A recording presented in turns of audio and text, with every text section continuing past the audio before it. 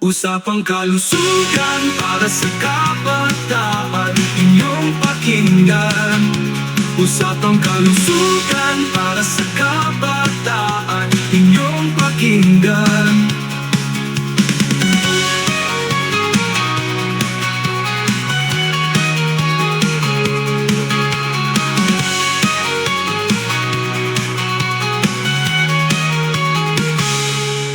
Gandang umaga, DepEd Region 3. Ako po si Doc Ez mula sa Health and Medical Unit.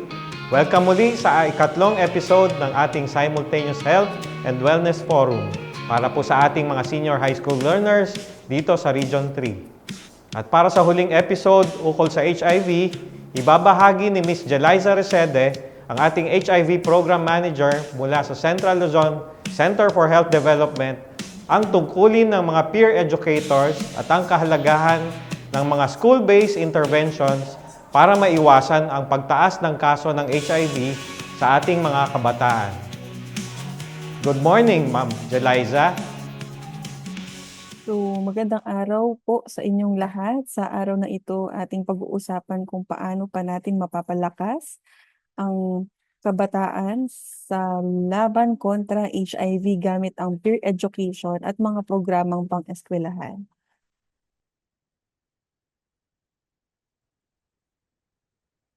So, tayo po ay may dalawang layunin para sa pag-uusap na ito. Una, ating tutuklasin ang papel ng peer educators at ipapakita natin ang mga epektibong school-based interventions upang mas mapalakas natin yung HIV awareness among our youth.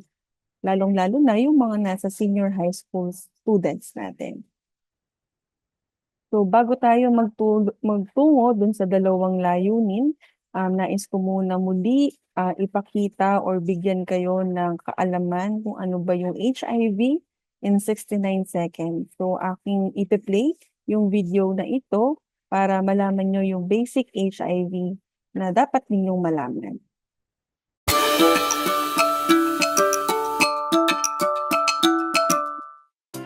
Oras na para sa isang HIV crash course kasama ang iyong best beshi mo besh! Lahat ng kailangan mong malaman mula sa kung ano ba ang ganap sa virus, paano ito kumakalat at paano ito ititreat. Maraming pwedeng learnings in just 1 minute, be! In fact, tuturuan ka namin sa loob ng 69 seconds. 69 talaga, diba? Start timer! Ang HIV ay Human Immunodeficiency Virus, isang virus na sumisira ng ating immune system. Kapag mahina na ito, hindi mo na kayang kumalaban ng kahit na simpleng impeksyon mula sa bakterya at virus na kering-keri ng katawan mo dati. Kapag tuluyan ang hindi na niya kayang lumaban, ang tawag dito ay Acquired Immune Deficiency Syndrome o AIDS. Pero hindi porkit may HIV ka ay magkaka-AIDS ka na, ha? Para mahawa ng HIV, dapat itong maisalin mula sa katawan ng isang taong may virus at mabuhay ng sapat ng tagal at sa sapat na dami para makapasok sa katawan ng isang tao. Maaari itong maipasa sa dugo, tamod, vaginal fluid at gatas ng ina. Ang mga ibang likido ng katawan tulad ng luha, laway at pawis ay hindi nakakahawa ng HIV. Ang pinakamadalas sa paraan ng pagkahawa ng HIV ay sa pakikipagtalik ng walang kondom. Besh, ito ang pangunahing proteksyon sa tuwing nakikipag-sex at ang tamang paggamit ito ay lubusang sinisigurado ang proteksyon laban sa HIV. Pero sakaling ikaw mag-test ng positive, huwag mag-alala, Beshi, dahil naititreat ang HIV. May mga treatment na masisigurado na ikaw ay mamumuhay ng malusog at masaya. Ang antiretroviral therapy ang nagpapabagal ng pagdami ng HIV sa katawan na nagpapababa ng HIV viral load. Kapag undetectable na ang viral load sa iyong katawan, ang HIV ay untransmittable. Basta't ikaw ang sumusunod sa iyong treatment ng walang mintis, ikaw ang hindi magpapasa ng HIV sa iba. Sakto ba? Nakapag-69 pa. Ayan, Beshi. Sana mas naintindihan mo usapin ng HIV at kung paano ka mananatiling ligtas at malusog. Kung may gusto ka pang malaman, maaari mong i-message ang iyong online, Beshi. Kami bahala sa'yo.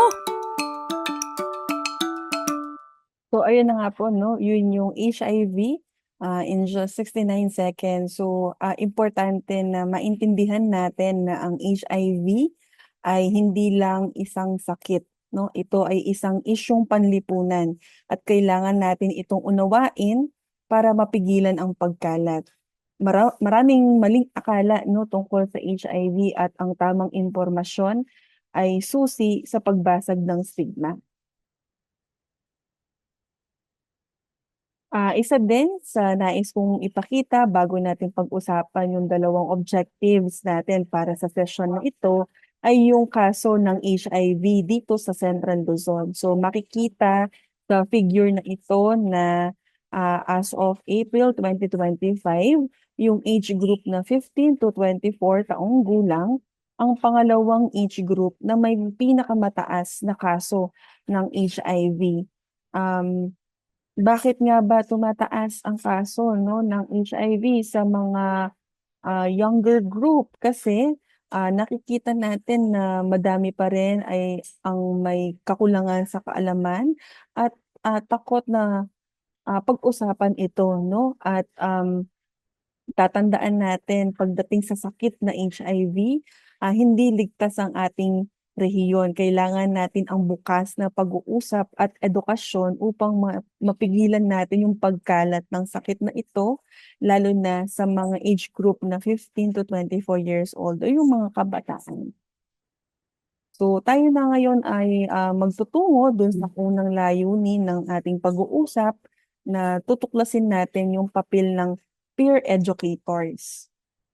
So, tanong, bakit sa tingin ninyo madaling maapektuhan ang kabataan?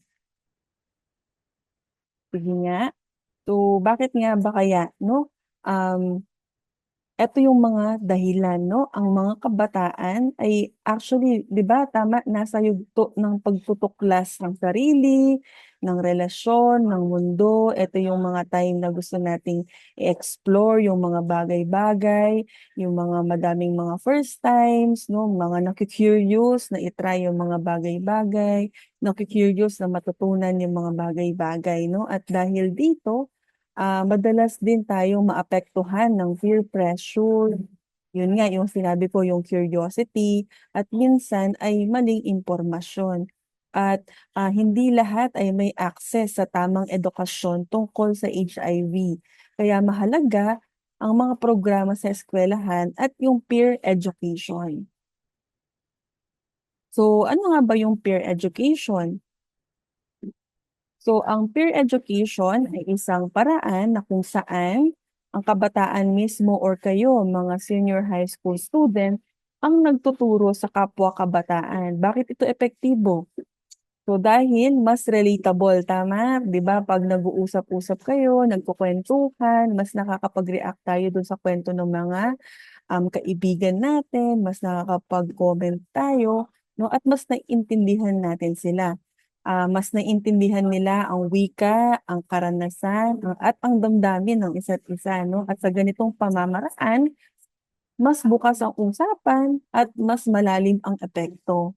At mas pinakikinggan ng kabataan ang kapwa nila. Tama ba na kayo, senior, mga young, 'no, mas siyempre, mas nakakaintindihan nga at yun nga, mas pinakikinggan ang mga kapwa ninyo kabataan, 'no? At napakahalaga na nagkakaroon tayo ng mga peer educator sa schools. For sure meron mga ganyan lalo na yung mga leaders, 'no, yung mga student leaders, president ng mga clubs, 'no? O kaya baka meron sa inyo pagdating sa isang subject may mga group study kayo, merong nagle-lead, 'no, na nagtuturo, nag-act as peer educators.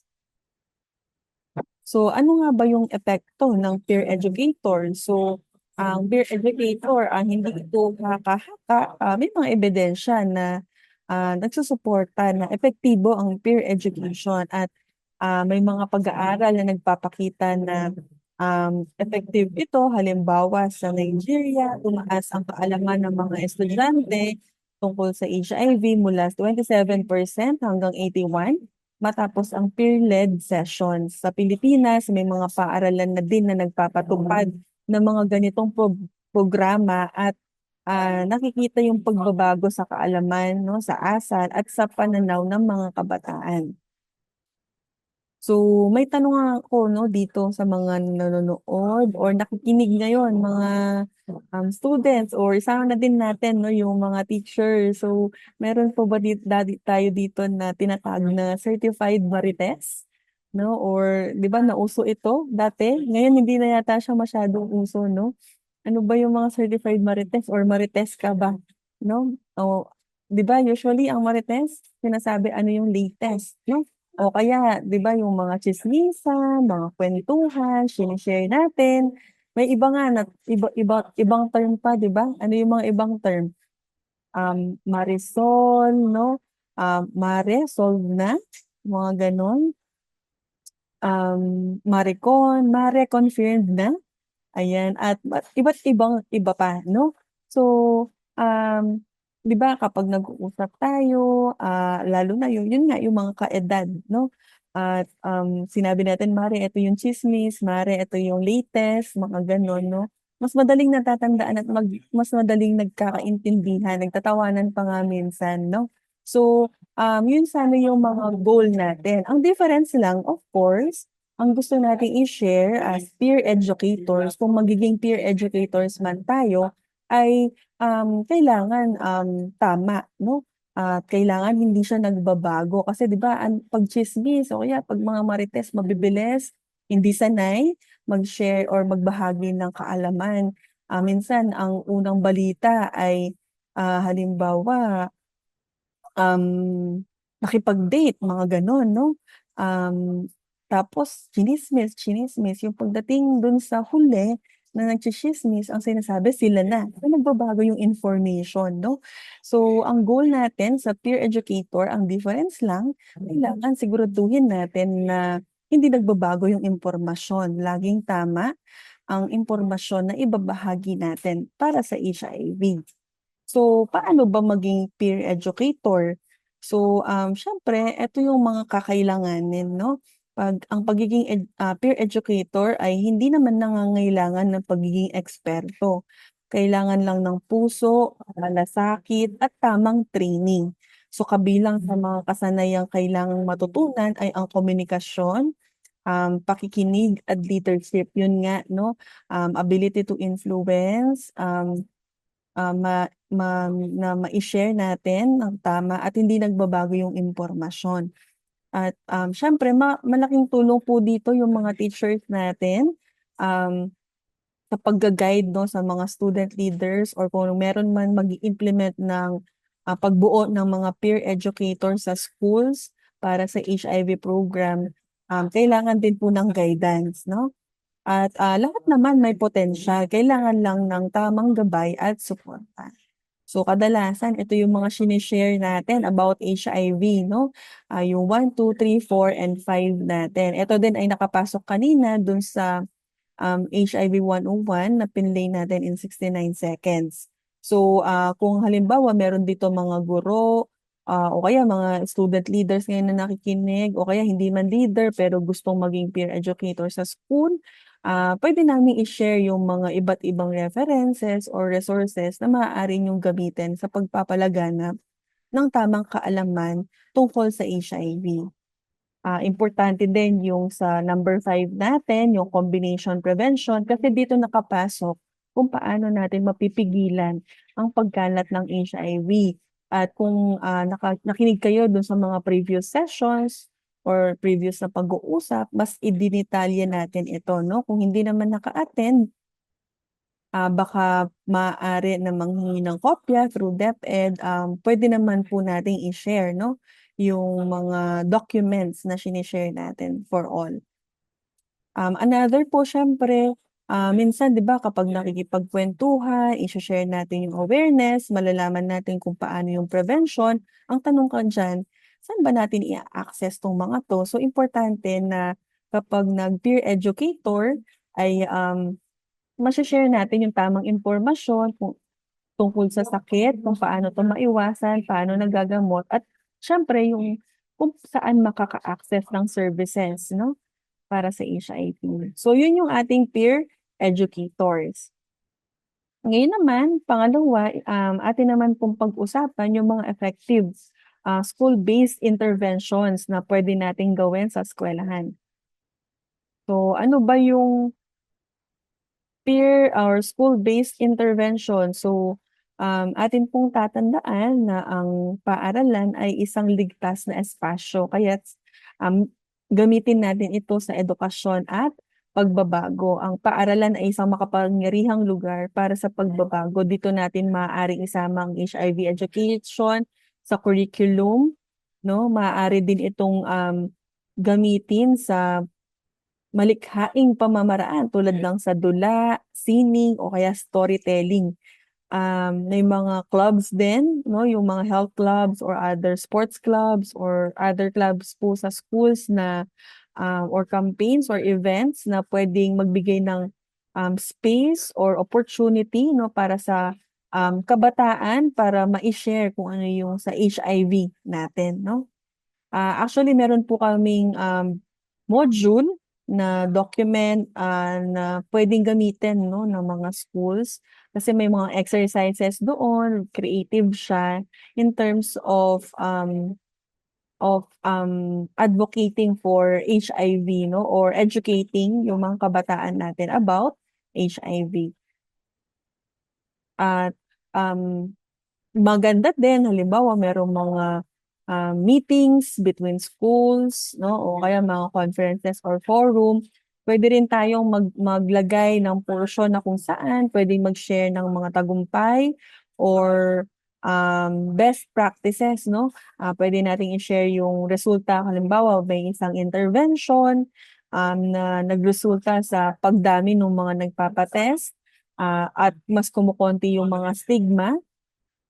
At pwede rin po na i-share natin yung kung may initiative nga na mapadami yung mga peer educators sa schools natin. So, alam naman natin ang tagumpay na ay nakakahawa, no? At ang isang paaralan lamang na mag-share ang kailangan para masimula, no? Or magsimula ng pagbabago. I'm sure marami na po, no, na mga schools na nag-i-implement ng HIV prevention or HIV awareness. So, maganda po na ma-share din natin ito kapag may mga conferences kayo. So, ano ba yung mga panawagan natin sa pagkilos? Gusto ko po kayong hamunin, no, sa mga estudyante, sumali sa mga clubs, o kaya baka nga merong mabuo na mga clubs for health awareness, no, HIV awareness, o kaya naman po ay maging peer educator at magsimula ng kampanya sa mga guro. Isama po sana natin yung HIV education sa klase. Suportahan natin ang mga kabataang leaders. Sana po ay makapagtanong tayo sa ating mga estudyante, baka may gustong maging peer leaders at magabayan po natin sila kung paano nila share yung mga tamang kaalaman about HIV. At sa DepEd naman, panatilihin yung mga programa tulad po nito, no? Napakalaking tulong para maipalaganap natin yung tamang kaalaman para ma-prevent natin at makontrol natin yung HIV. So, hindi natin kailangan maghintay ng pagbabago, tayo mismo ang pwedeng magsimula ng pagbabago. So, ang aking panghuling mensahe, tandaan natin na ang edukasyon ay ang makapangyarihang sandata na maaari nating gamitin upang baguhin ang mundo. Sana ay magsilbing simula ito ng mas malawak na pagkilos sa ating mga paaralan. Tandaan na ang edukasyon ay sandata at sa laban kontra HIV, ang kabataan ang ating pinakamalakas na kakampi. So sana po, no, kung ano man po, no, yung natutunan natin in the past 3 sessions ay ma-share natin ito sa mga iba pa, lalo na doon sa mga hindi nakadalo sa ating online na pag-uusap patungkol sa HIV. So yun lamang po, maraming salamat sa pakikinig. Maraming salamat sa ating resource person ngayong umaga, Ms. Jeliza Resede. At dito muli nagtatapos ang makabuluhang talakayan sa usapang kalusugan para sa kabataan. Tandaan, ang kalusugan ay kayamanan at sa murang edad, mahalagang simulan ang tamang kaalaman at tamang gawain para sa mas maliwanag na kinabukasan. Muli, kami po ang inyong kaagapay sa kalusugan. Ako po si Doc Ez mula sa DepEd Region 3. Hanggang sa susunod na usapang kalusugan para sa kabataan. Stay safe, stay strong, and stay informed. At laging tandaan, tamang impormasyon at edukasyon ang ating tunay na proteksyon. Usapang kalusugan para sa kabataan, inyong pakinggan. Usapang kalusugan para sa kabataan, inyong pakinggan.